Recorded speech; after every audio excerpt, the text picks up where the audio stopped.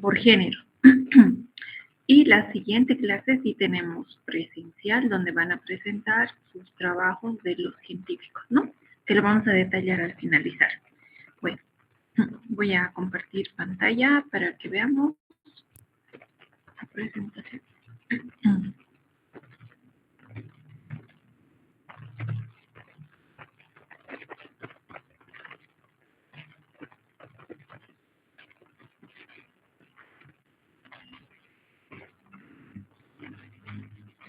Ya, muy bien. Acá, como ven, tienen el material.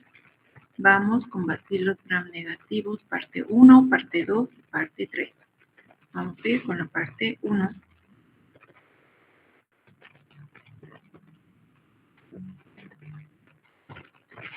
Ya, muy bien.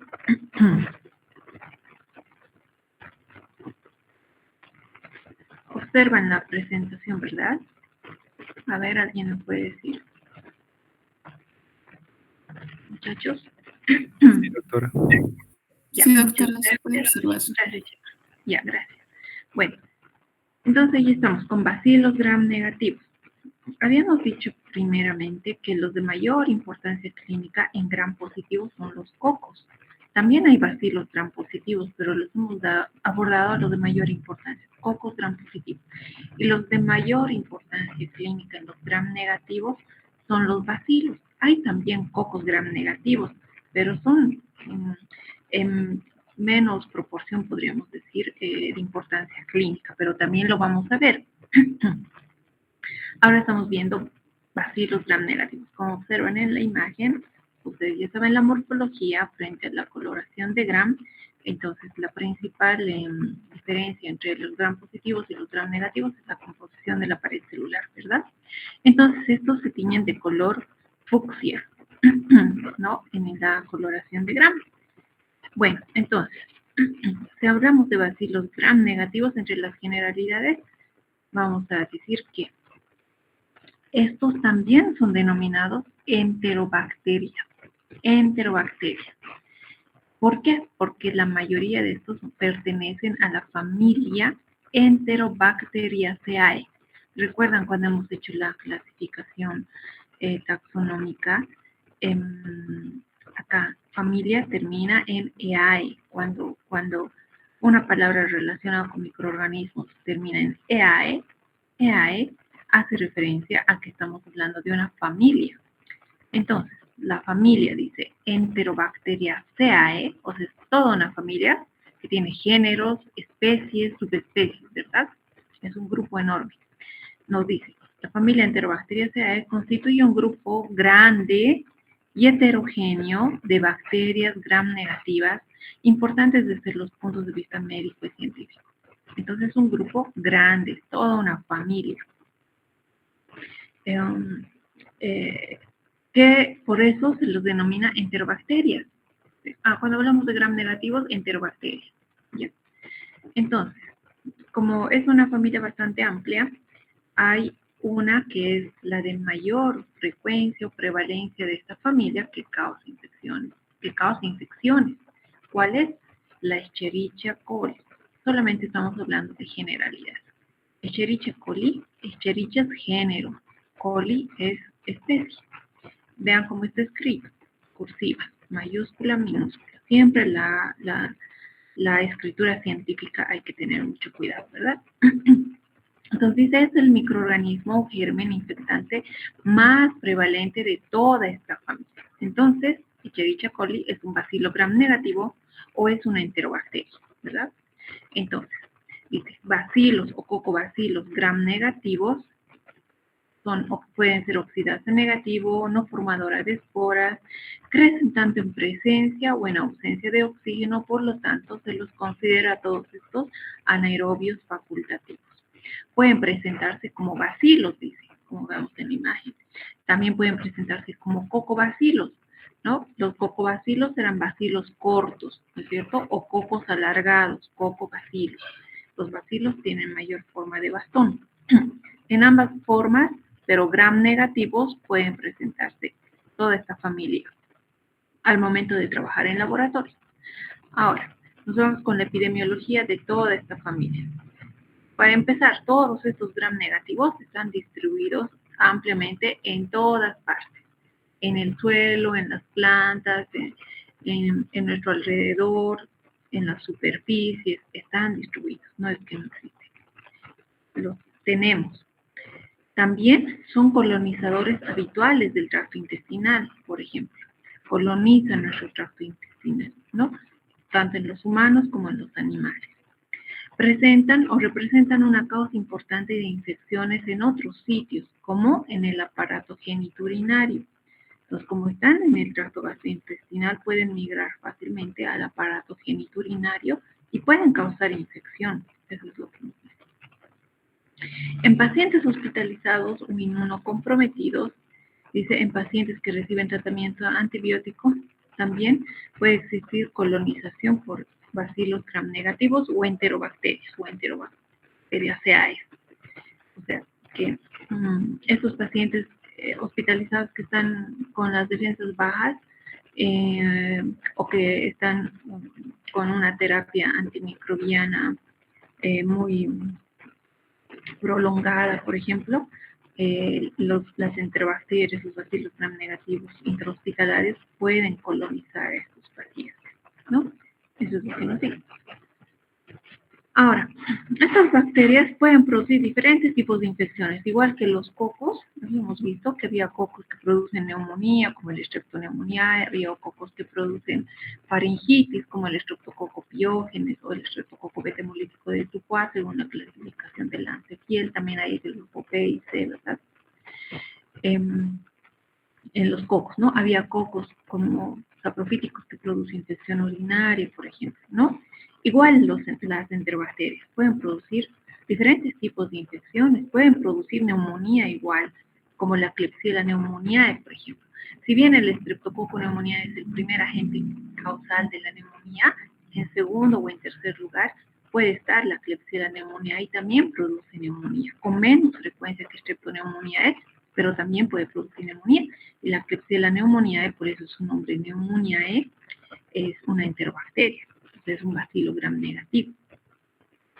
Entonces pueden producir también neumonía, pueden producir septicemia, ¿no? Infección a nivel de torrente sanguíneo, meningitis, infección a nivel de sistema nervioso central, incluso formar abscesos, como han visto, ¿no es cierto? Unos abscesos, hemos visto imágenes que producía, por ejemplo, Staphylococcus aureus, que tenía la toxina y la necrosaba. Igual estos pueden producir abscesos, ¿no? Y pueden formar abscesos en la piel y causar infección también. Por eso los cocos y los bacilos, los cocos gram positivos y los bacilos gram negativos son los de mayor importancia. Dice, ¿qué más? Las enterobacterias, entonces estas, los gram negativos, bacilos, representan el 80% de las gram negativas aisladas en un laboratorio clínico. O sea, de todas las gram negativas, el 80% son enterobacterias, el 20% son otros gram negativos, que lo vamos a ver también más adelante. Pero de todas las que se aíslan en un laboratorio clínico, el 80% de las enterobacterias representan prácticamente, de las gram negativas, representan a enterobacterias, a la familia Enterobacteriaceae. Entonces, ¿qué más en la epidemiología? Es importante en estudio de brotes intrahospitalarios porque se ha demostrado la gran utilidad para qué en laboratorio microbiológico realizar la caracterización fenotípica, sus características fenotípicas, sus mecanismos de resistencia, etc. Estudio del perfil plasmidial con ayuda de métodos moleculares, análisis cromosómico, polimorfismos de longitud de estado de restricción y electroforesis enzimática multilocular y aplicación de técnicas moleculares para estudio de brotes intrahospitalarios. Por ejemplo, si una Klebsiella pneumoniae ha causado un brote intrahospitalario, fenotípicamente en laboratorio podemos llegar hasta sus mecanismos de resistencia, hasta sus características fenotípicas, pero ya características genotípicas con prácticamente apoyo de biología molecular. Por ejemplo, si esta Klebsiella pneumoniae causante de un brote tiene algún gen que codifique resistencia a algún antibiótico, por ejemplo. Ahí requerimos tecnología de biología molecular para poder realizar un estudio de brote hospitalario, ¿no? Las características fenotípicas no son suficientes a veces. ¿Qué más? Entonces, entre los bacilos gram negativos que están asociados, si hablamos de infecciones intrahospitalarias, son las bacterias enteropatógenas, todas estas son bacilos gram negativos. Shigella, género Salmonella, género Escherichia, o las E. coli diarrogénicas que producen diarrea o infecciones a nivel gastrointestinal, Campylobacter, Clostridium difficile, entre otras enterobacterias. Aquí estamos hablando de puro género Proteus, tiene bastantes especies. Género Klebsiella tiene otras especies. Escherichia coli es una especie, Escherichia.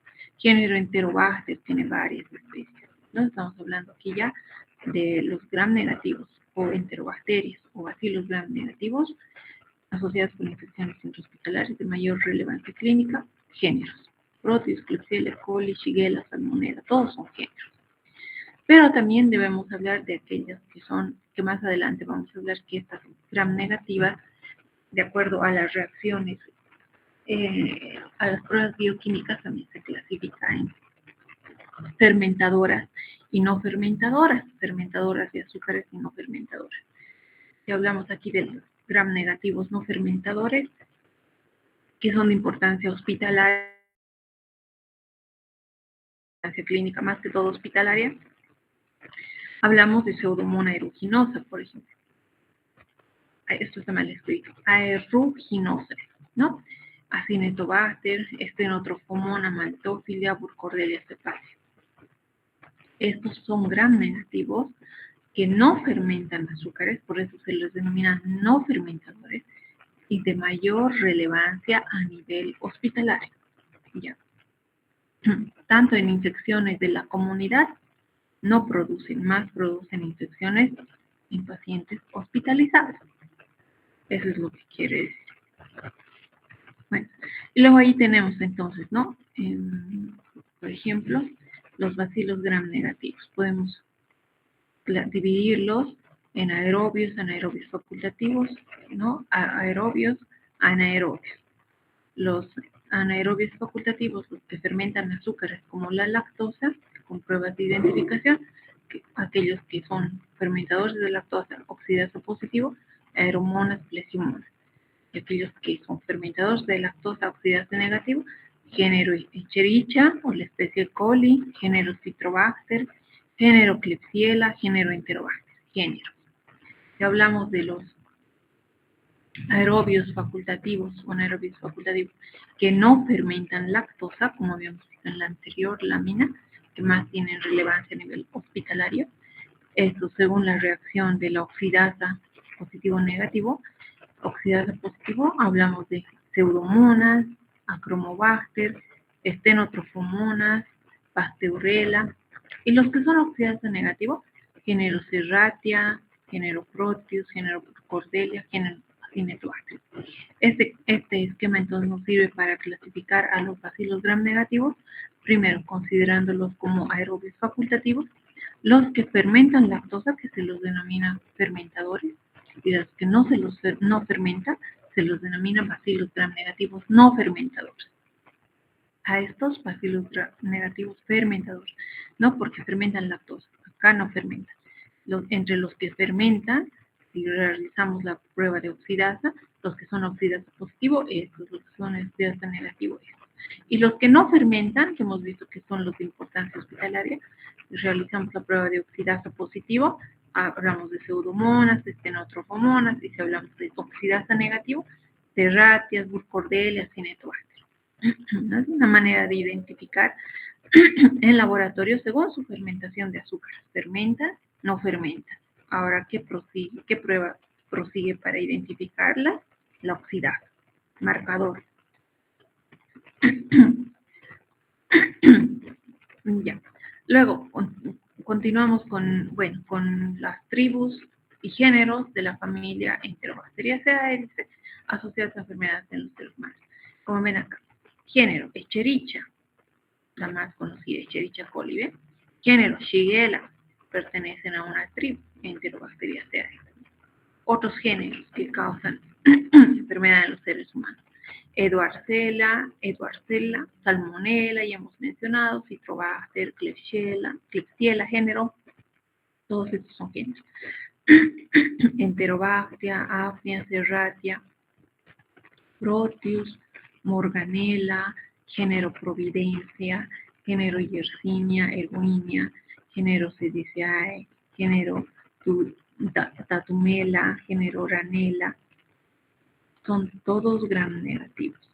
Varios grupos entéricos y a los que todavía no se les ha asignado un género incluso en estudio, pero estos son los más frecuentes, no causan infecciones.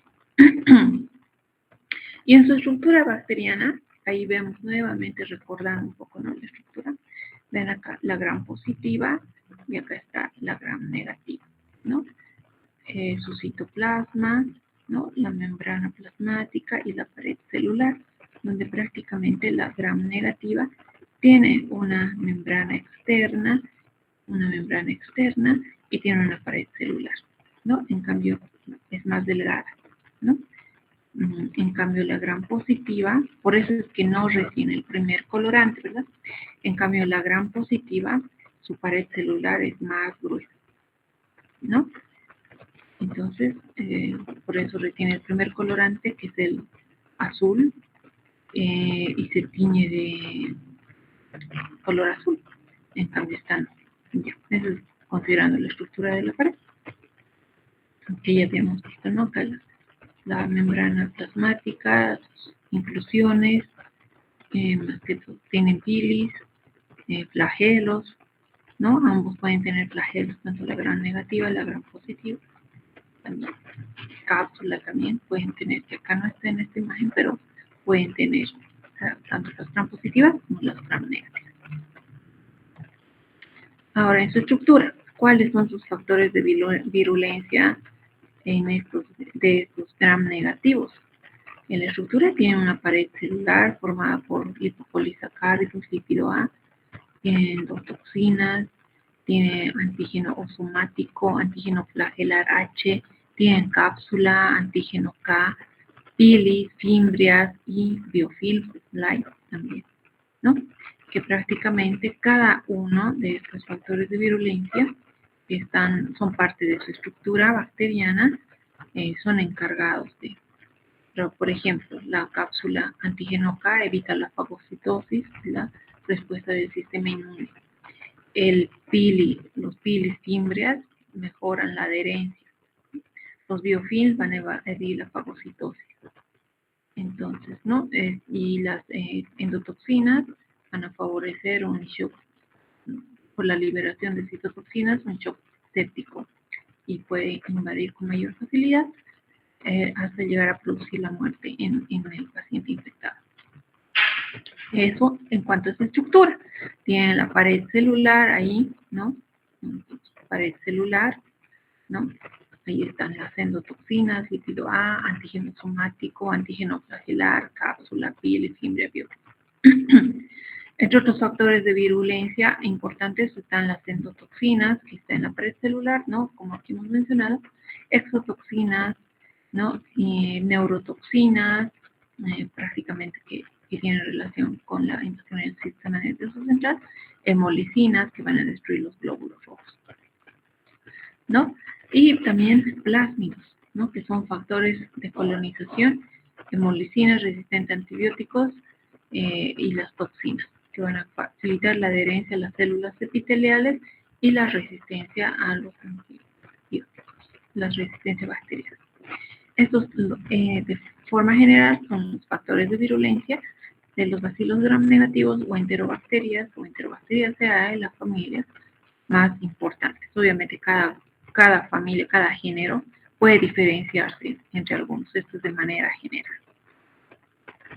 Si hablamos de las toxinas que tienen estas bacterias, ¿no? Las endotoxinas, que son producidas por las gram negativas, son lipopolisacáridos, que son componentes de la membrana externa de las gram negativas y el antígeno somático. Son estables al calor, por lo tanto, estas endotoxinas que tienen las gram negativas son las responsables de los signos y síntomas en el paciente, como por ejemplo la fiebre. Entonces, el paciente presenta fiebre, se debe a que la bacteria, como factor de virulencia, posee una endotoxina, ¿no? En la membrana externa.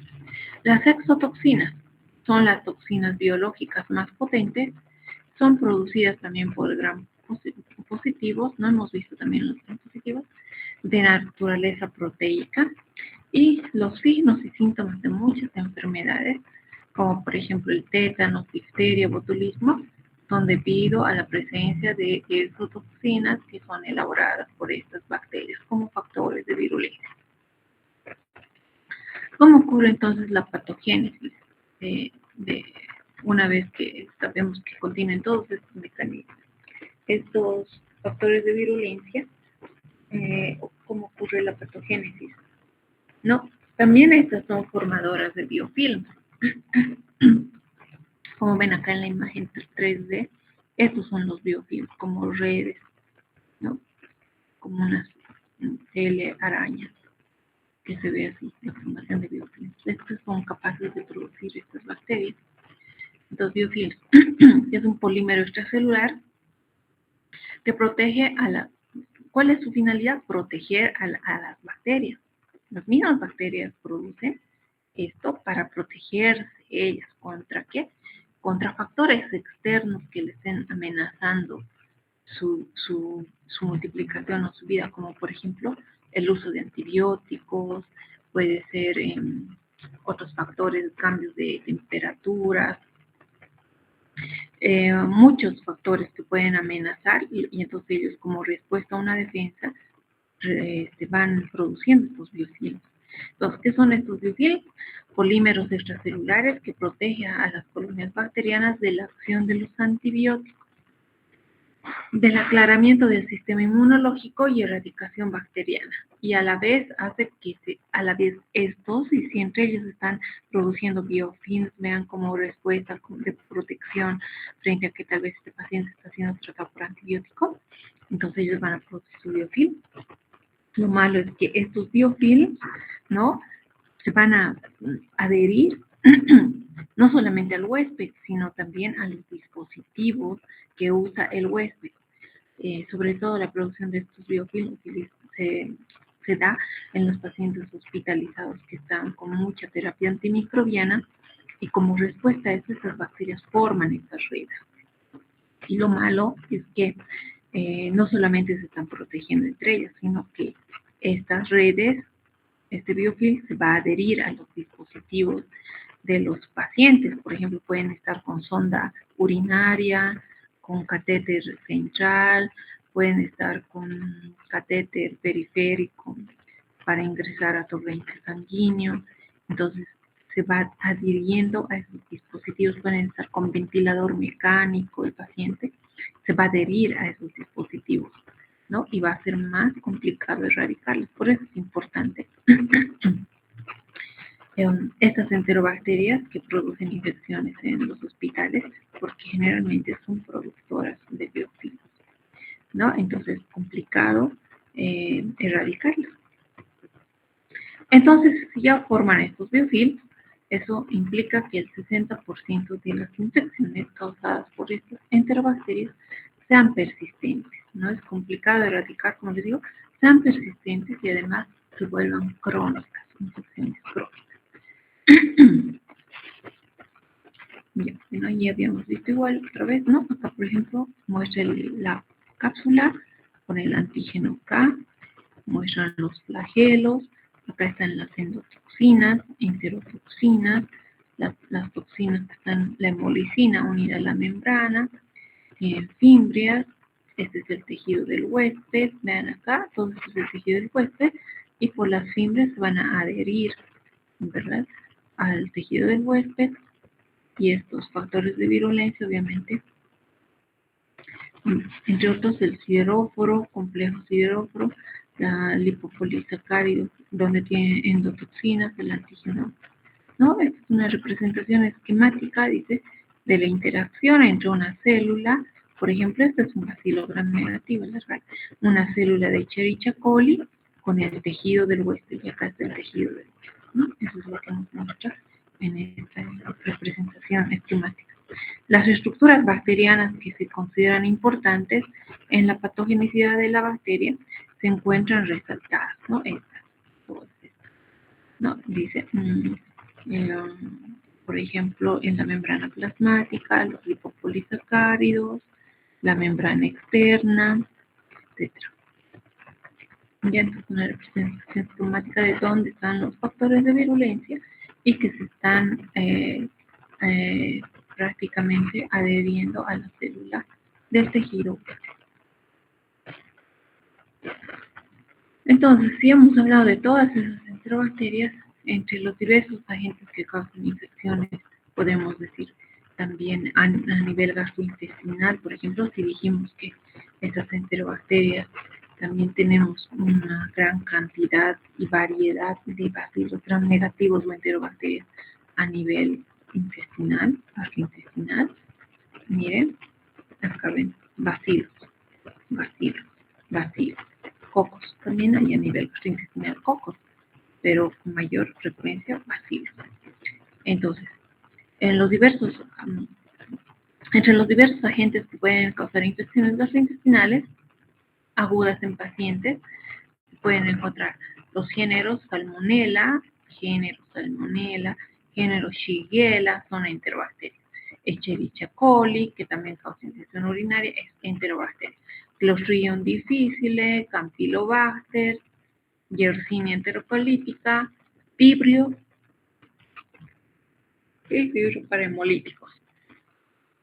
Todos estos patógenos los tenemos ahí a nivel gastrointestinal. Pero, ¿cuáles de ellos causan enfermedad? Si hablamos de E. coli, aquí, la E. coli diaerogénica. E. coli, hay varios tipos de E. coli diaerogénica. E. coli enterotoxigénica, con su abreviatura ECS.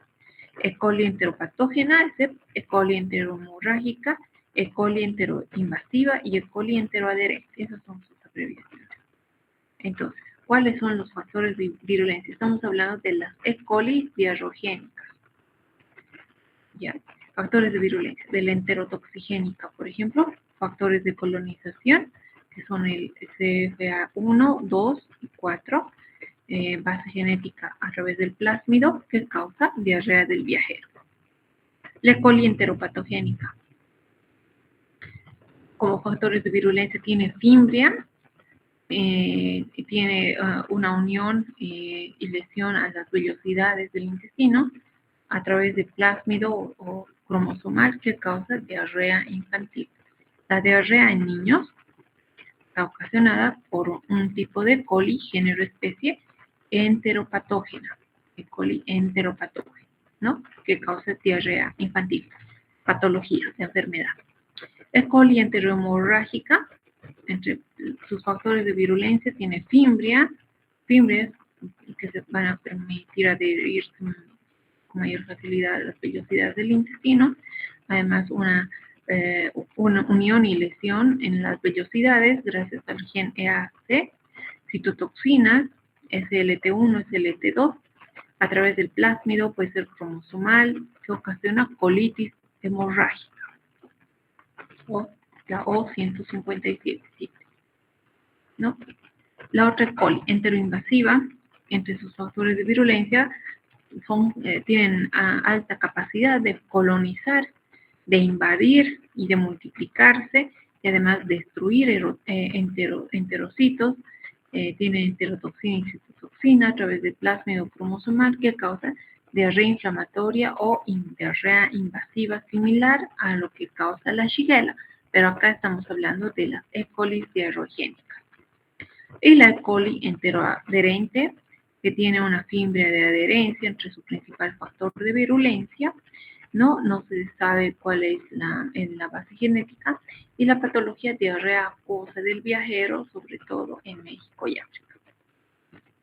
Entonces, si un paciente prácticamente tiene una enfermedad gastrointestinal y en laboratorio se detecta E. coli en su muestra de heces, es importante llegar a identificar qué tipo de colitis, ¿no?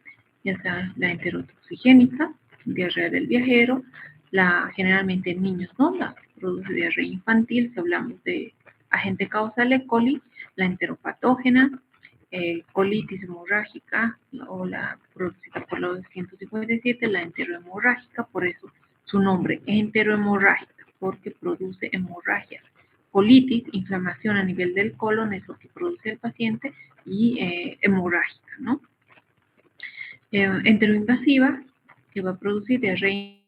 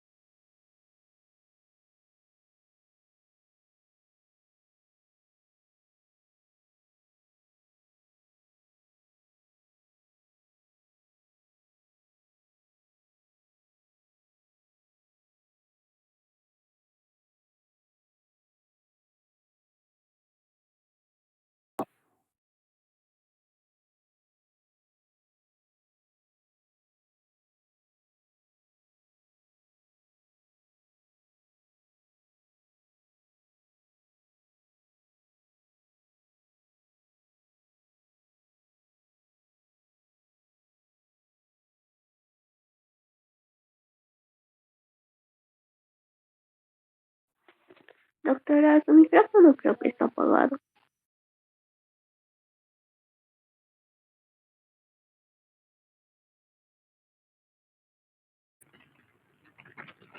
Hola. ¿Ahora me escuchan? Sí, doctora. Sí, doctora. ¿No me escuchan? Ya. Entonces, las fuentes de infección, ¿cuáles son? También aves, ¿no? Entonces, estamos hablando de todas las aves, carne de cerdo. Por la importancia de consumir alimentos totalmente cocidos, porque de lo contrario el riesgo de que estén contaminados por estos microorganismos y nos causen enfermedad a nivel gastrointestinal es elevado, ¿no?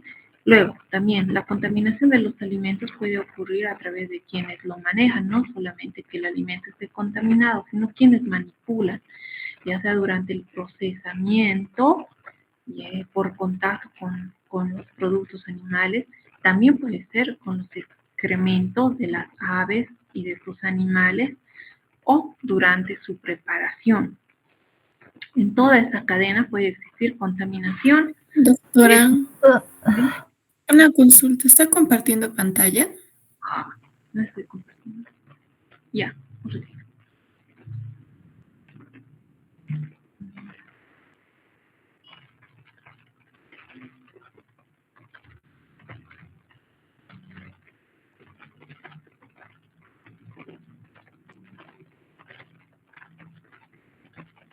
Y ahora sí, ¿verdad?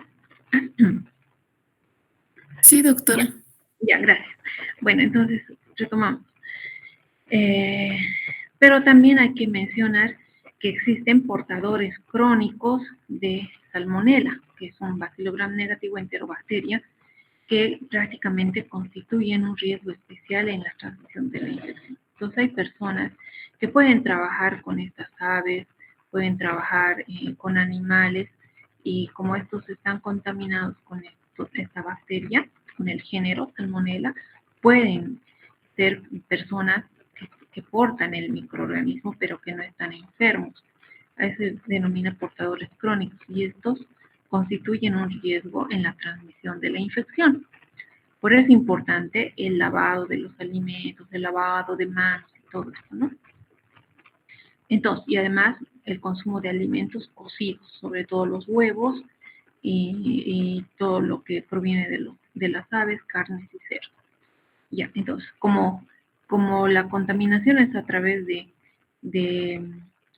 consumir otros alimentos, obviamente nos va a producir infección a nivel gastrointestinal. Estamos hablando de microorganismos, enterobacterias causantes de infección gastrointestinal. Ya habíamos visto las E. coli diarreogénicas. Una característica va a ser que acá el paciente o la persona, como ven en la patología, tiene diarrea, pues no puede haber una muestra de heces fecales que sea pastosa, semipastosa. Todos tienen diarrea. Vean acá, diarrea del viajero, diarrea infantil en los niños menores de 50. Colitis hemorrágica, acá va a ser diarrea con sangre.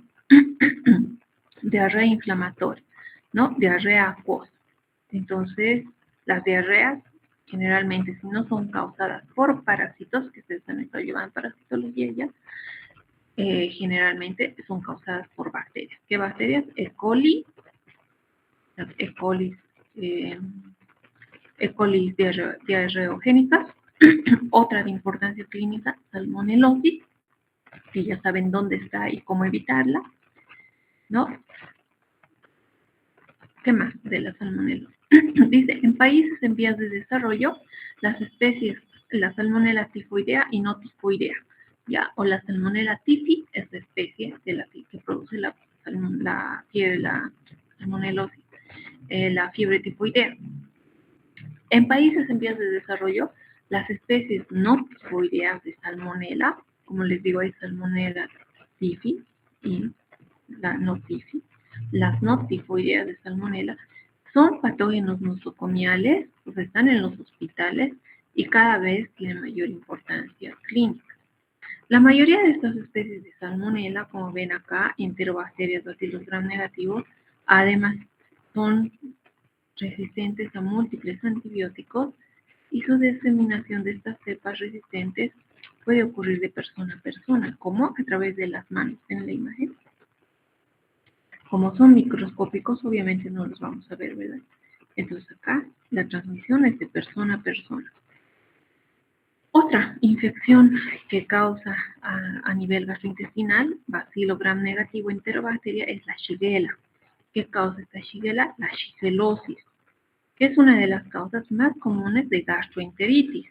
Igual, la transmisión se debe al lavado inapropiado de manos y a las debilidades sanitarias o ¿no? Y se produce a través de alimentos como sopas, ensaladas, alimentos contaminados, obviamente no cocidos también, ¿no? Y la transmisión a través de las manos, ¿no? Por eso es tan importante. Hay un estudio que se ha realizado en la Facultad de Bioquímica hace unos años. Si van y buscan, luego en una segunda fase vamos a hacer ese trabajo práctico. Hay una tesis donde prácticamente han estudiado en el laboratorio LAN de alimentos de la facultad, han hecho un muestreo de las tortas que se venden en la cancha, en la 25 de mayo, ¿verdad? Todo ese sector de tortas, y han mostrado un N de su muestreo, y donde han identificado ahí en las tortas que estaban contaminadas con salmonella. Entonces, lo vamos a revisar esa tesis, ¿no? Hace muchos años que se ha hecho. Entonces es importante quienes manipulan el alimento, qué clase de alimento, mantener las condiciones de limpieza, ¿no?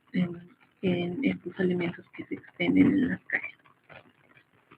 Otro enteropatógeno, también vean cómo acá está en la imagen, es el Clostridium difficile, que generalmente no va a ser adquirido como la salmonelosis la shigellosis o la coli, la Escherichia coli, las diferentes Escherichia coli las colis diarrogénicas. Estas se adquieren más fuera del hospital por el consumo contaminado de alimentos. En cambio, el Clostridium difficile, vean cómo está escrito. Clostridium género, difficile especie, ¿verdad? Clostridium, cursiva, escriben así. O sea, que en los exámenes tienen que escribir correctamente el nombre de la bacteria. El nombre, ese es el nombre científico. Nombre, apellido. No hay ningún apellido que empiece con mayúscula. Todo es minúscula, cursiva. El nombre sí con mayúscula. El apellido con minúscula. Clostridium difficile. Es la manera correcta de escribir. Ya, el Clostridium difficile puede ser adquirido con facilidad durante la hospitalización, en especial luego de recibir un tratamiento antibiótico. Este patógeno, esta bacteria, se disemina fácilmente en los pacientes infectados en el ambiente, en el medio de la atención de salud, en los hospitales. La tasa de aislamiento es alta, por ejemplo, se encuentra en los inodoros, en los orinales, en los pisos, en las manos del personal sanitario. Entonces, este Clostridium, gracias a esta infección por este Clostridium, es lo que hoy está haciendo tendencia el trasplante de materia fecal. Recuerdan que hemos visto en un tema anterior la microbiota, y entre ellas lo consideraban a la microbiota intestinal como un órgano, y además en varios países ya estaban haciendo trasplante de materia fecal, cambiando toda la microbiota intestinal de un paciente por otro paciente sano. ¿Por qué? Porque generalmente es gracias a este Clostridium difficile. Porque este Clostridium difficile ataca a los pacientes hospitalizados, y como ya tiene resistencia a muchos antibióticos y los pacientes en los hospitales reciben tanta terapia antibiótica que prácticamente no existe otra alternativa que a veces el paciente se muere o hacerle un trasplante de materia fecal. Por eso es que se está innovando en estos procedimientos ya para salvar la vida de estos pacientes hospitalizados. Un paciente ambulatorio no va a estar infectado por Clostridium difficile porque una condición es que hayas recibido terapia antimicrobiana prolongada, porque al recibir la terapia antibiótica no solamente va a matar a tus bacterias malas, ¿no ves? Va a matar a las bacterias buenas también. Entonces va a haber un desequilibrio en la microbiota a nivel intestinal, y como estos pacientes tienen terapias prolongadas con antibióticos en los hospitales, son los más propensos a que Clostridium difficile les ataque, ¿ya? Y les causa infección y ya no hay opciones de tratamiento, por lo tanto o se mueren o requieren otros tipos de terapias. Ya, generalmente les dan antibióticos fuertes y cuando no responden, prácticamente hay que ver otros procedimientos como el trasplante de materia fecal. Esto no da a pacientes ambulatorios, no es como la salmonelosis, no es como la shigellosis, no es como la E. coli. Esto da a pacientes hospitalizados por el uso prolongado de antimicrobianos, que ocasiona desequilibrio en la microbiota.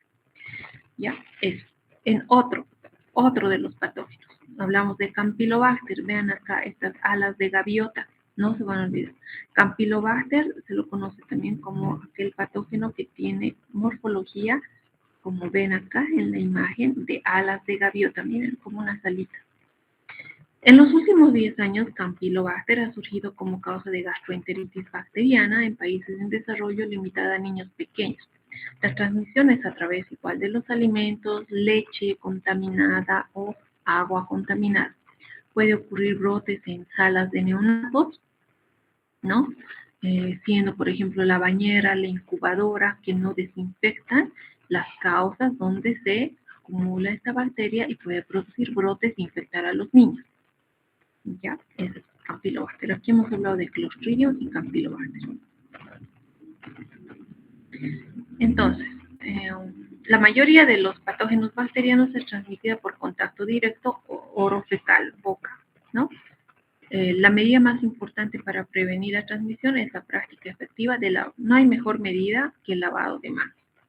la más económica, la más práctica y la que previene no solamente de infecciones gastrointestinales, sino de muchas infecciones, lavado de manos.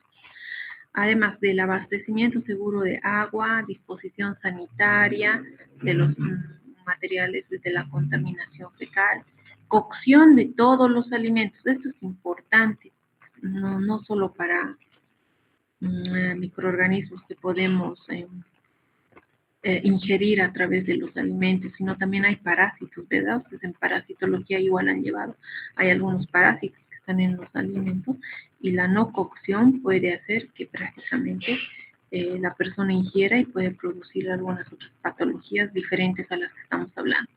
Segregación de las personas enfermas, aislamiento. Si una persona está infectada por estas bacterias, hospitalizada, hay que aislarla, no puede estar frente a las demás personas o pacientes porque puede llegar a producir brotes intrahospitalarios.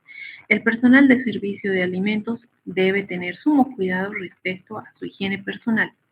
El personal sanitario, como habíamos dicho, debe ser pulcro, limpio, igual el personal de alimentos, porque gracias a las malas prácticas en alimentos están estas bacterias y pueden contaminar, contagiar y producir enfermedad. Hábitos de salud y de trabajo, higiene personal, ¿no? Todo personal de salud y de manejo de alimentos, dice, con una enfermedad diarreica aguda debe dejar de trabajar hasta que el episodio se haya resuelto. Estos generalmente controlan, pero no en todos los lugares. Por ejemplo, si en un hospital, en un comedor hospitalario, hay personal de cocina, ¿verdad? Y tiene episodios de diarreicos, deben aislarlo o deben de dar otra función al trabajador hasta que su episodio haya concluido, se haya resuelto, porque es un potencial, un personal potencial, un foco de infección para contaminar los alimentos, ¿no? Porque ese personaje o esa persona, como tiene una enfermedad diarreica, que muy probablemente causada por bacterias o ya sea por parásitos, tendría que lavarse las manos y tener una higiene muy estricta para no contaminar los alimentos, pero como sabemos que eso no, tal vez puede existir el riesgo, entonces va a contaminar los alimentos y las personas van a consumir, puede desenlazar varios casos de infecciones, ya sea por la contaminación de esta persona o trabajador que no ha resuelto su episodio diarreico más delicado en un hospital. ¿No? Ya. No se deben usar antibióticos de rutina para prevenir la transmisión. No. Generalmente las diarreas se autolimitan, ¿no? Cuando se usan antibióticos para el tratamiento de pacientes, se le debe administrar la dosis correcta durante el tiempo apropiado. Se debe caracterizar adecuadamente todas las bacterias entéricas aisladas de las infecciones nosocomiales, sobre todo. El microbiólogo clínico, dice, debe ser responsable de la identificación de todos los aislados de infecciones nosocomiales, lo que nos corresponde en laboratorio, ¿ve? Y trabajar efectivamente con los demás miembros del comité de infecciones para identificar y controlar si es que existieran brotes por estos microorganismos en las diferentes salas y en diferentes unidades de un hospital. Ya.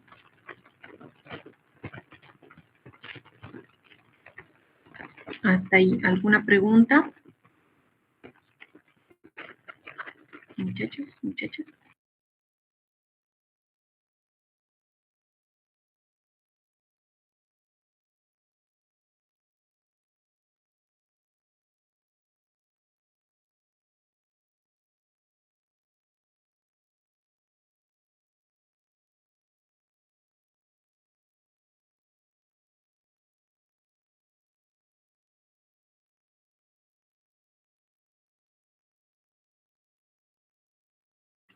Muchachos, ay, ¿alguna pregunta? Chicos, chicos. ¿No hay dudas? Ya, Brandon, gracias, Brandon. Creo que Brandon nomás está en la clase. ¿Qué está pasando, muchachos? A ver, ya, vamos a continuar.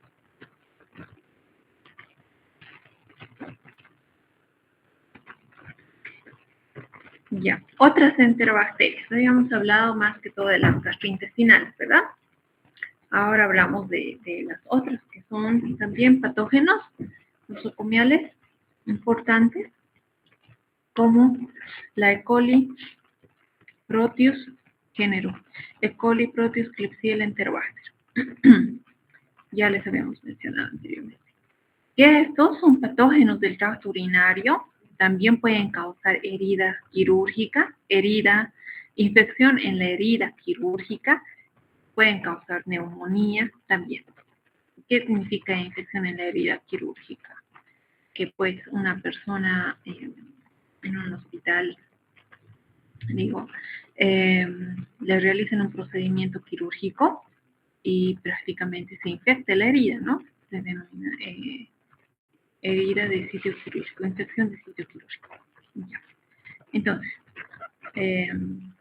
aspectos que ya hemos mencionado, pero que los recalcamos. La colonización por enterobacterias del tracto gastrointestinal y o de la orofaringe de pacientes hospitalizados aumenta el riesgo de infecciones nosocomiales. Los mecanismos de transmisión de estas enterobacterias, como menaquebacilos gram negativos en medio hospitalario, incluyen la diseminación de persona a persona a través de las manos de los trabajadores de salud y en menor grado la contaminación del medio y especialmente la subcontaminación de las superficies húmedas.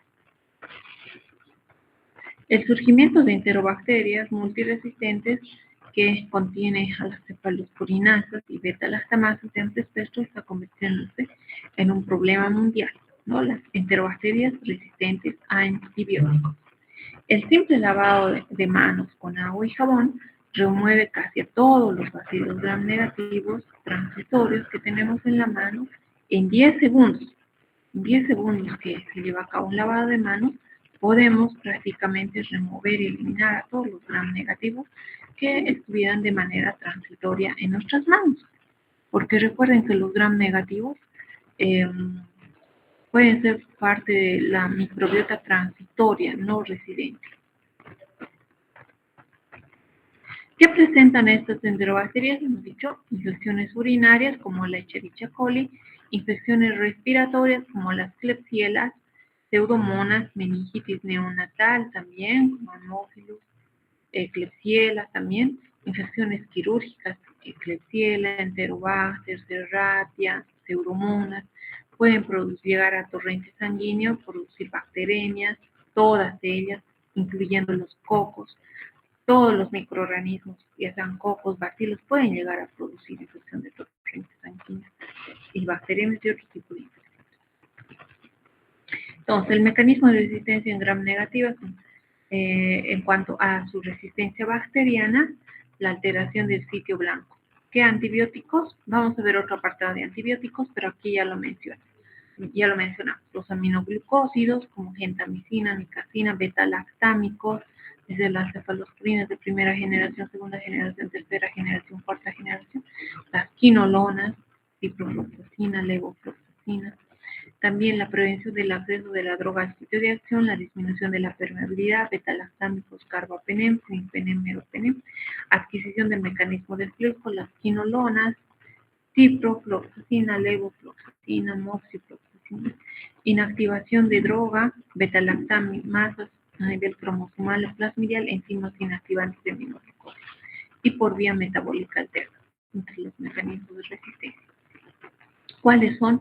La prevención de la transmisión, ya habíamos mencionado el lavado de manos, identificación y eliminación de fuentes ambientales donde esté, hay que identificar, eliminar las cepas multiresistentes. En cepas multiresistentes que son, pueden ser todas las anteriores, hay que realizar además aislamiento de los pacientes, como les dije, si un paciente está colonizado por una bacteria o infectado, hay que aislarlo de los demás pacientes.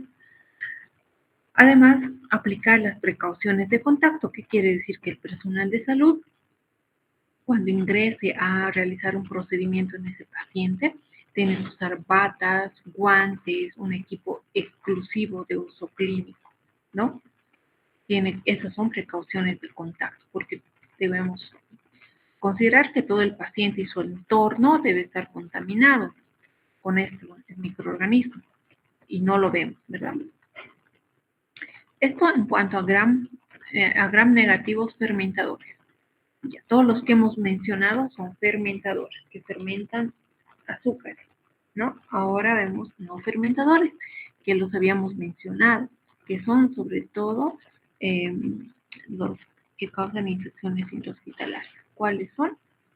Pseudomonas, Acinetobacter, Stenotrophomona, Burkholderia, ¿no? Ya. Igual son bacilos gram negativos, no fermentadores de azúcares, y tenemos ahí. Entre los gram negativos no fermentadores. Las características microbiológicas. Son gram negativos en la morfología. No fermentan azúcares como la glucosa. Dice, no fastidiosos. Se los puede identificar en laboratorio en características epidemiológicas. Igual que los fermentadores, estos no fermentadores están distribuidos en el medio ambiente. Pueden estar en el suelo, en el ambiente hospitalario, fuera del ambiente, puede estar en el ecosistema, en el agua, en los alimentos, igual. Su distribución es amplia en el ambiente. Pero estos no fermentadores son considerados patógenos oportunistas. ¿Cuál era la denominación o el concepto de patógeno oportunista? Ya hemos llevado esa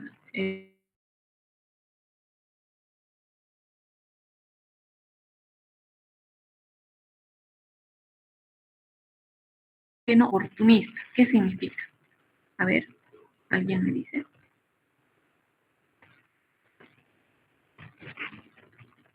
¿Qué es un patógeno oportunista?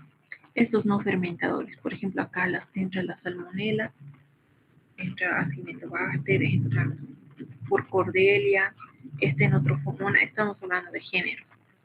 ¿Qué será? Son patógenos oportunistas, dice. ¿Cuál es la definición de patógeno oportunista?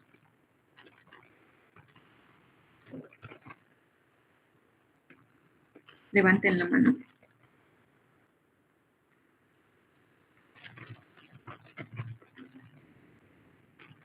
Sí, están en la clase o se han ido. Doctora. Diego, Andrés, a ver, levantando la mano, Diego. ¿Qué es patógeno oportunista, Diego? Bueno, doctora, un patógeno oportunista es un microorganismo que normalmente no causa enfermedad de un huésped sano, pero que puede provocar una infección cuando las defensas del huésped bajan, es decir, una persona inmunocomprometida o inmunodeprimida. Excelente. Por eso su nombre es oportunista. Aprovecha la oportunidad de que la persona esté inmunocompetente. Que en una persona sana no causa infección, pero en una persona inmunocompetente sí. Por lo tanto, es un patógeno causa enfermedad, pero cuando ve una oportunidad de hacerlo. Por eso es patógeno oportunista. Muy bien, Diego. Ya. Entonces, son patógenos oportunistas, o sea, solamente van a causar infección en aquellos pacientes inmunocompetentes. ¿Cuáles son ellos? Gram negativos no fermentadores en el ambiente hospitalario. Bacilos, ¿no? Generalmente a estos microorganismos que infectan se les da a los pacientes que van a ingresar a un entorno hospitalario, como ven acá, miren en la imagen, aquí un paciente que está conectado a un ventilador mecánico, ¿verdad? Y está con varios procedimientos invasivos, acá una respiración, catéter, etcétera. Entonces, como los hospitales están colonizados de estos patógenos oportunistas, que al médico no le va a infectar, ¿verdad? Porque el médico está sano, pero al paciente inmunocompetente sí le puede infectar. Entonces, ¿qué una medida profiláctica para evitar que se infecten estos pacientes cuando ingresen a estas salas? Se les da una terapia antimicrobiana previa, con quinolonas, cefalosporinas, carbapenémicos, aminoglucósidos. Es profilaxis antibiótica. antes de ingresar a estas salas, porque todas estas salas están contaminadas de estos patógenos oportunistas. No los vemos, ¿verdad? Pero están contaminados. Ya. Entonces, cuando a este paciente le van a instalar el catéter venoso central acá, a nivel de vía central, obviamente la terapia inmunosupresora en estos pacientes va a hacer que tengan más, las defensas aún más bajas, ¿no? En su hemograma vamos a ver tal vez neutropenia, su estadía en la unidad de cuidados intensivos, este paciente está con tubo endotraqueal tal vez, con ventilación mecánica, y más aún, es la situación más agravante y estos patógenos pueden llevar a la muerte del paciente, cuando además este puede tener una enfermedad de base como diabetes, pacientes con cáncer, etcétera, más estos procedimientos invasivos, los patógenos oportunistas drásticamente pueden comprometer la vida del paciente. ¿Ya? Entonces, su distribución como patógeno oportunista es ubicua, está en todo el entorno hospitalario. Además, estos microorganismos requieren requerimientos nutricionales, ¿no? Van a estar más que todo en estos dispositivos médicos húmedos, a una temperatura de 25 grados, 20 grados, se van a multiplicar muy bien. Tienen alta capacidad de adaptarse a diferentes ambientes además, y ya tienen relativa resistencia a antimicrobianos porque estos no fermentadores, una característica es que tienen resistencia de base o resistencia natural a algunas familias de antibióticos. Entonces, si van a adquirir más resistencia por la presión selectiva de antibióticos en estas unidades de cuidado intensivo, la situación para el paciente va a agravar más y las opciones de tratamiento van a ser menos, ¿no? Ya. Si hablamos de uno de los patógenos no fermentadores oportunistas, estamos hablando de Acinetobacter género y sus especies, género Acinetobacter, ¿no? Que este género Acinetobacter se asocia a una larga historia taxonómica. Hasta hoy en día siguen actualizando toda su historia taxonómica. Los estudios de hibridación del DNA permitieron identificar como mínimo 19 especies genómicas o genoespecies diferentes de Acinetobacter, y 7 de las cepas numeradas recibieron un nombre de especie. Estos son denominados como cocobacilos gram negativos o de forma cocoide. No son bacilos en sí, sino como cocobacilos, pero sí adquieren la coloración gram negativo en la tinción. En cuanto a su nomenclatura y cronología, vean acá desde el 86 anteriormente hasta la época actual, cómo ha ido evolucionando su nomenclatura cronológica. Anteriormente Acinetobacter calcoacéticos, luego como Achromobacter, luego como Acinetobacter lofi, Moraxelas, les han denominado de todo. Hoy en día tenemos como Acinetobacter o especies de Acinetobacter donde hay mayor a 14 especies genómicas identificadas. Y vemos aquí en el agar, que puede ser un agar nutritivo, Müller, colonias de color fucsia, pero esto no quiere decir que no se refiere a la coloración gram. La coloración gram se observa en la tinción, ¿verdad? Pero crecen así de color rosa también las colonias en los agares nutritivos, McConkey o Müller. Entonces, como son cocoides, son como cocobacilos, no son bacilos, y algunos son como cocos, ¿no? Entonces, muchos autores los han caracterizado como neiserias, porque las neiserias son cocoides, y les han puesto en una tabla comparativa, como ven acá, Acinetobacter, Neisseria, Moraxella, Quinquela, que son similares, ¿no? Pero acá, Acinetobacter son como diplococos o diplobacilos medianos en la morfología. La Neisseria no, las Neisserias son diplococos. Luego vamos a hablar de las Neisserias, un capítulo más adelante que sobre todo hay dos especies de Neisseria causantes de infecciones de importancia clínica, como la Neisseria meningitidis, que ocasiona meningitis a nivel del sistema nervioso central, y la Neisseria gonorreae, que causa la gonorrea, que es una infección de transmisión sexual. Entonces, esos sí son dos cocos gram negativos, pero eso los vamos a hablar en otro capítulo porque corresponden a otra morfología y a otra especie y a otro género. Solamente acá estamos haciendo mención que algunos autores a Cinetobacter han comparado con las Neisserias. Moraxelas también, causantes de infecciones a nivel respiratorio también, sobre todo en pacientes fumadores. También su morfología es como diplococos, diplobacilos cortos. Y la Quinquela como diplobacilos. Pero hay reacciones en laboratorio, como las hemos visto, como la oxidasa, que las van a diferenciar. Por ejemplo, oxidasa negativo es género Acinetobacter y las demás son oxidasa positivo. Entonces, es una prueba determinante para identificar a Acinetobacter en laboratorio, ¿no? Luego la catalasa, que vean que todos estos géneros dan positivo, excepto la Quinquela. Reducción de nitratos, aquí Acinetobacter, Neisseria positivo, Moraxella puede ser positivo o negativo, Quinquela positivo. Su metabolismo y su formación de ácido a partir de glucosa. Entonces, prueba determinante en laboratorio. La morfología es similar en los 4 géneros, pero la prueba determinante oxidasa. Este Acinetobacter, como observan así, crece en el agar maconque, que puede tener incluso similitud a una E. coli o una Klebsiella, pero en realidad si hacemos una tinción de Gram, vamos a observar un cocobacilo, ¿no? No un bacilo como sería la Klebsiella o como sería la E. coli. Los microorganismos del género Acinetobacter presentan una configuración baciliforme durante el crecimiento rápido y cocobacilo, durante una fase estacionaria. Son gram negativos, tienen cápsula.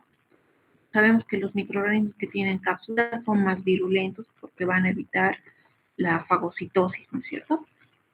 Son inmóviles, son aerobios, con tendencia a retener el violeta de cristal, lo que puede conducir a una identificación errónea con gram positivos. Hay que tener mucho cuidado al realizar la coloración de gram porque puede existir errores al momento de teñir.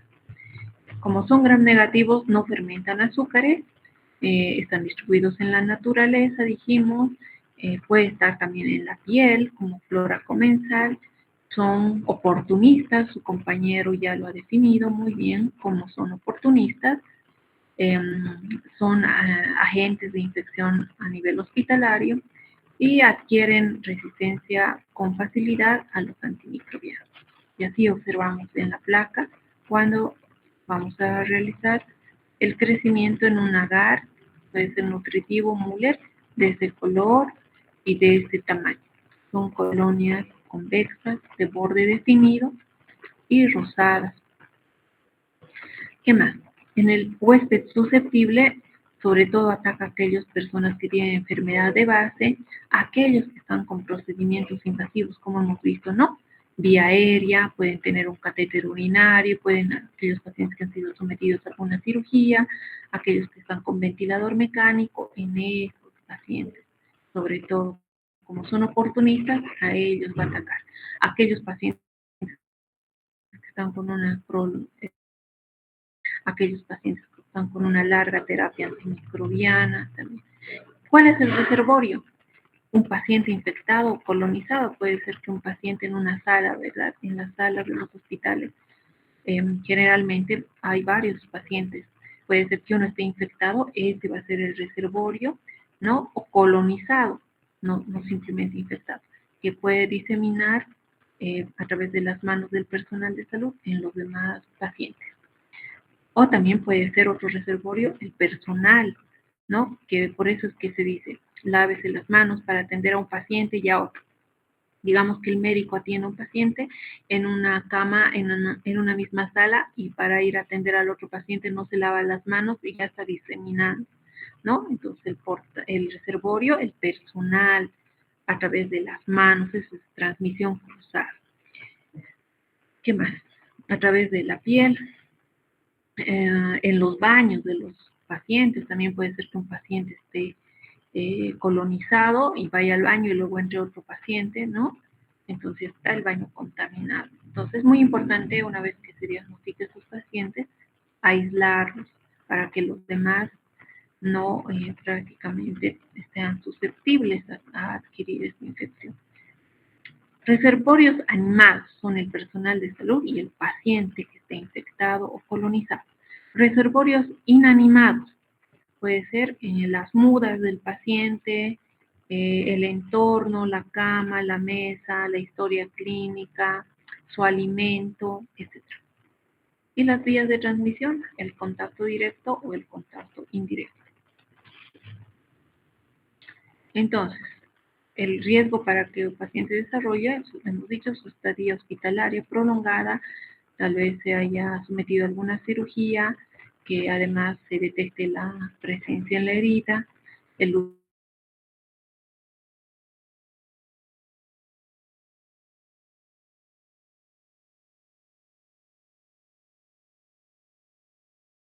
de las manos del personal sanitario, sobre todo el personal de enfermería, ¿no?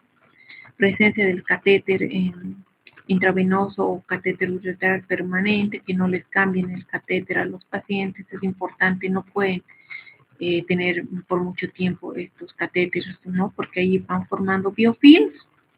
Las bacterias, hemos dicho que son redes que forman como para protegerse de, sobre todo del uso de antibióticos. Y entonces estos biofilms se adhieren a estos dispositivos con mayor facilidad y es más difícil erradicarlos. La admisión a una unidad de quemados o UCI y la asistencia mecánica respiratoria o el ventilador mecánico. Pues, ¿qué va a presentar el paciente? Si está con respirador mecánico, le va a dar una neumonía, pero esa neumonía no va a ser una neumonía como hemos hablado, la neumonía por estreptococo neumonía, sino va a ser una neumonía asociada al uso del ventilador mecánico, porque es en el ventilador mecánico el microorganismo se ha multiplicado y prácticamente se ha adherido a ese dispositivo y a partir de ese, como el paciente está con esa ventilación, va a ingresar a través de vías respiratorias del pulmón y le va a producir una neumonía.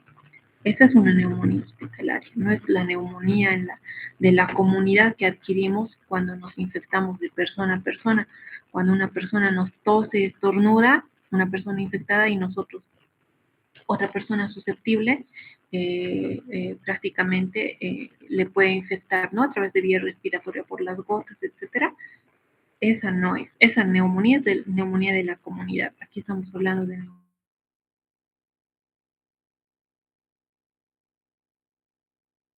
estornudado al paciente hospitalizado, ¿verdad? Sino el paciente ha adquirido neumonía por el uso del ventilador mecánico. Le han colocado este dispositivo, entonces el dispositivo puede que esté contaminado o las manos del personal, porque en todos los hospitales están estos patógenos oportunistas, y prácticamente por las condiciones de humedad, temperatura que hay en una determinada sala, se multipliquen y vayan migrando hasta tracto respiratorio y el paciente, como está inmunosuprimido, por eso son patógenos oportunistas, entonces va a ingresar a aparato respiratorio y el paciente va a empezar a botar flema verdosa a través del catéter, de la respiración mecánica, del aspirado traqueal, y va a tener fiebre, pero el agente causal no es el agente causante de la neumonía de la comunidad, sino acá el agente causal es las bacterias que circulan en esta sala de terapia intensiva. Ahí hablamos de los patógenos oportunistas como Acinetobacter, del que estamos hablando ahora. Luego pueden producir bacteriemia secundaria focopulmonar, también del pulmón, produce neumonía, produce bronquitis, luego inflama las capas del pulmón, la pleura, que se llama, ¿no? Que en la anterior clase les mostré, le va a producir pleuritis, y luego de ahí va a pasar a torrente sanguíneo y le va a producir bacteremia y la infección se va a diseminar. También pueden producir infección de herida operatoria, como observan aquí en la imagen. Por ejemplo, claramente puede ser una herida de un accidente, de un politraumatismo, por ejemplo, de una simple cesárea, de una cirugía de cirugía, a ver, de estas cirugías que están muy de moda, cirugía plástica, cualquier tipo de herida operatoria puede contaminarse con el entorno hospitalario e infectarse, ¿no? Y el agente causal, los oportunistas, los bacilos gram negativos oportunistas, ¿quiénes? Pseudomonas, acinetobacter. También causan infección de herida operatoria. También, y tú asociada a procedimientos invasivos, como ven acá en la imagen, este paciente está con un dispositivo, con un catéter que está directo a la uretra, es varón, ¿verdad? Como ven en la imagen, a la uretra. ¿Para qué le ponen esta sonda? Para que pueda eliminar la orina. Por muchas causas pueden poner, ¿no? Generalmente después de una cirugía de cáncer de próstata, el paciente tiene que eliminar la orina y bueno, le van a poner la sonda o el catéter urinario, una de las causas. Entonces este catéter, si no le han colocado en las condiciones de asepsia el personal de enfermería, ¿no? Entonces puede estar contaminado con acinetobacter o con cualquiera de estos bacilos gram negativos no fermentadores oportunistas y va a ascender, ascender, ascender y como saben que tienen factores de virulencia, bilis, flagelos, pueden avanzar, se adhieren al epitelio de la célula del huésped, se multiplican, otros tienen cápsula, evitan la fagocitosis, tienen enzimas, exoenzimas, producen daño a nivel celular, avanzan y le va a producir ¿qué? Infección de tracto urinario. Pero esta infección de tracto urinario no fue producida por el uso de este dispositivo. Ahí entran los patógenos oportunistas. ¿Ya? Y terapias con uso de antimicrobianos, es otro factor. ¿Cuáles son las medidas de prevención? Lavado de manos. Lavado de manos. No por nada hay 2 días a nivel mundial donde celebramos el lavado de manos. Día Mundial del Lavado de Manos. 2 fechas existen para todos los sanitarios. Nosotros no podemos llevar las infecciones a nuestros pacientes, ¿no? Porque recuerden que ustedes, nosotros bioquímicos, también estamos en las salas, aquí con los pacientes, tomando las muestras de sangre para llevar al laboratorio, porque estos pacientes hospitalizados necesitan pues un monitoreo de pruebas de rutina o pruebas especiales, ¿no? Hemograma, gasometrías, solamente son los cultivos, ¿verdad? En microbiología también se requiere monitorizarlos cada cierto tiempo. A los de UTI peor, cada día hay que ver electrolitos, gasometría, hemograma, todo esto. Entonces el personal de laboratorio igual va a ir a tomar muestra, ¿verdad? No podemos nosotros ir con las manos sucias sin habernos lavado y ser un riesgo para el paciente y además llevarnos en nuestras manos las bacterias al laboratorio y a nuestras casas, ¿verdad? Entonces, por eso es el lavado de manos que deben aplicar todo el personal de sanitario, enfermeras, odontólogos, médicos, personal de limpieza, todos los que trabajen en un entorno hospitalario, en una clínica, en un laboratorio, en un centro, etc. Lavado de manos, la medida más económica y eficaz para evitar las infecciones. Luego, otro aspecto para prevenir es que los clínicos y enfermeras normen los procedimientos invasivos. ¿Cuándo colocar catéter urinario? ¿Cuándo colocar respirador mecánico en paciente? Etcétera. No colocar por colocar. Además, otra medida preventiva, racionalizar el uso de antibióticos. O sea, que no usar indiscriminadamente los antibióticos, sino utilizarlos de manera racional.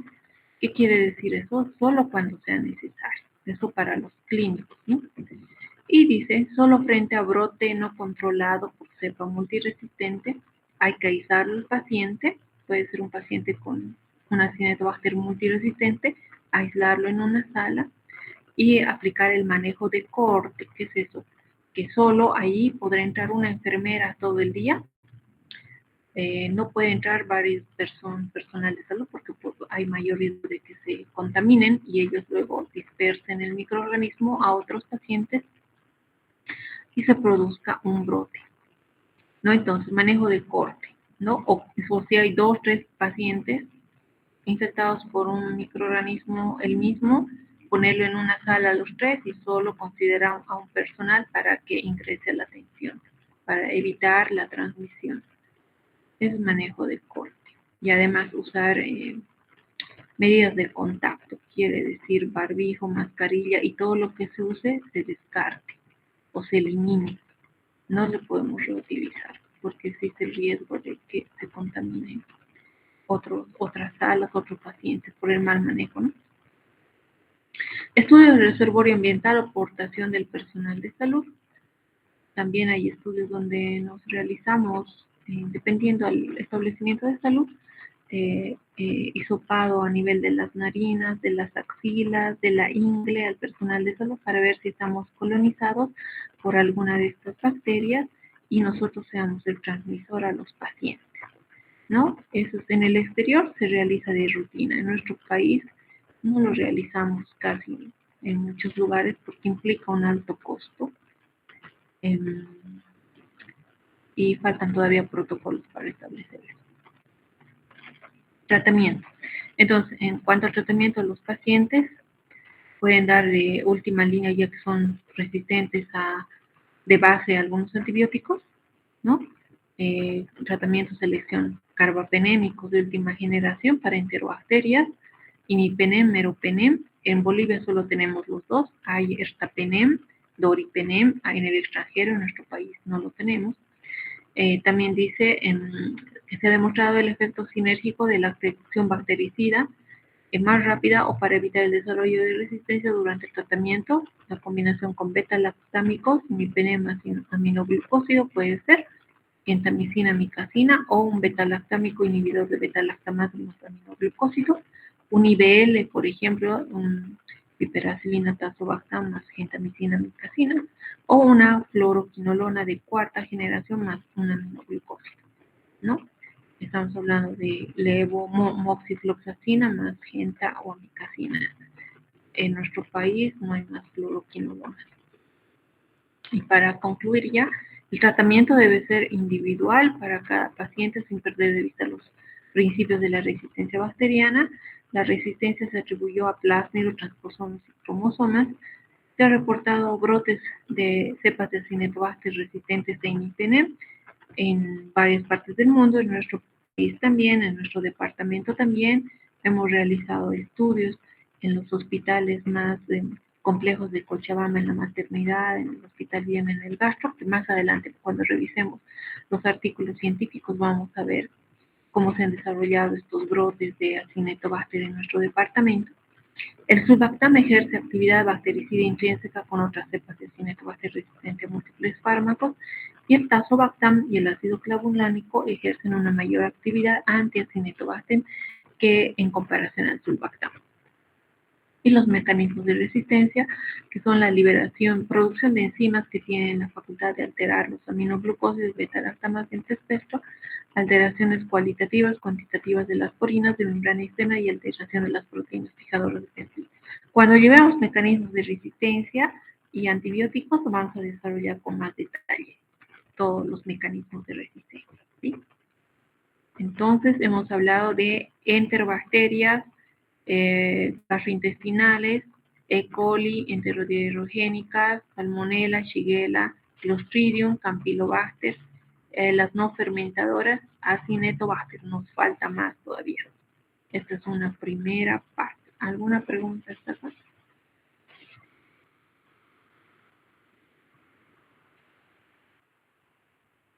Muchachos, muchachas, ¿siguen acá en la clase? ¿Alguna Sí, duda? doctora. Sí, doctor. Ay, qué bien que sigan, Midori, Marcelo. Yo pensé que ya lo Doctora, habían abandonado. la bacteria Baumann es la que nos comentó al inicio de año. Sí, la que causaba brotes en los hospitales, ¿verdad? Sí, la Acinetobacter baumannii. Exactamente. Vamos a abordar más todavía con las publicaciones y los artículos. Esta bacteria es súper interesante. Pero como ven, sí es un bacilo gram negativo, pero más que todo su morfología es coco-bacilar. No es ni bacilo ni coco. Es un intermedio entre coco y bacilo, pero es gram negativo. Ya, no fermentador. ¿Alguna pregunta más, Midori? ¿Los demás compañeros?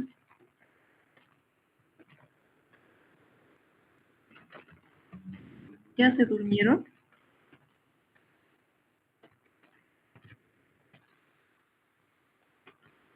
No, doctora. ¿Qué les pareció estas bacterias oportunistas?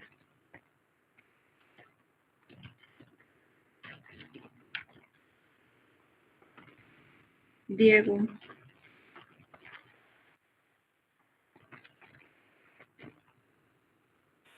Marcelo, Carolina, Yesenia.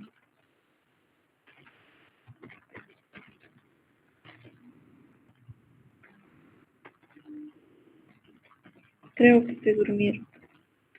Ya. Bueno, entonces, esta primera parte, en la plataforma está todo el material. Y continuamos la siguiente clase, pero la siguiente clase ya tenemos que vernos de manera presencial, ¿verdad? Con la presentación de sus trabajos sobre los científicos microbiólogos. A las 7 vamos a empezar.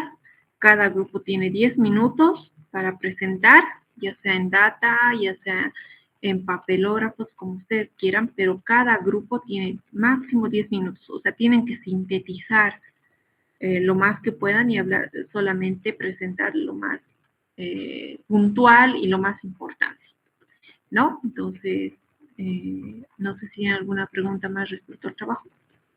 Doctora. Para el siguiente lunes. Rocío, adelante. No es necesario que las 5 o 6 personas que estamos en el grupo expongamos, ¿no? No, pero es necesario que las 5 o 6 personas sepan, porque yo les puedo decir al azar, las 5 al azar expone tal y es la nota para todo el grupo. O le puedo decir empieza tal persona y continúa tal y solamente 2 o solamente 3 o tal vez las 5, pero no se dividan, ¿no? Las 5 personas que al principio hasta el final, lo que van a presentar. ¿Sí? Está bien.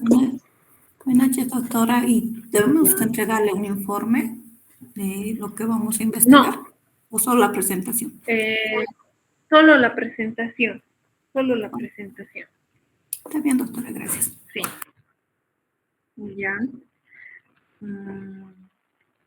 Ya, muy bien. Bueno, si no tienen más preguntas, vamos a quedar acá ya, muchachos. Ya, entonces nos vemos el siguiente lunes en el aula a las 19 horas. Que descansen, muchachos, hasta el siguiente lunes.